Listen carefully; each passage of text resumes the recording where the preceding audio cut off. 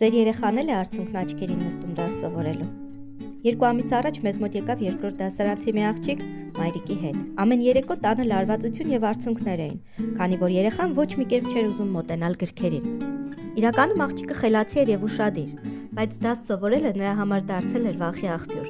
Վախ, որ կսխալվի, իդեալական չի լինի, չի արդարացնի սպասելիքները։ Ինչ արեցինք մենք։ Առաջին հերթին հանեցինք լարվածությունը։ Երեխան հասկացավ, սխալվելը նորմալ է։ Սխալներն օգնում են սովորել։ Հետո սովորեց անելիքը բաժանել փոքր քայլերի, այլևս չէր ձգտում ամեն ինչ միանգամից անել։ Եվ ամենակարևորը, աջակցում էինք։ Սպասելիքների բեռը նրա ուսերին դնելու փոխարեն։ Ինչ է փոխվել 2 ամսում։ Երեխան հանգիստ նստում է դաս սովորելու, աշխատում է ինքնուրույն, երբ չի հասկանում, չի վախենում հարցնել, եւ ամենակարևորը, հավատում է իր ուժերին։ Իսկ դուք ինչպես եք վարվում դուք։ Եկեք քննարկենք մեկնաբանություններում։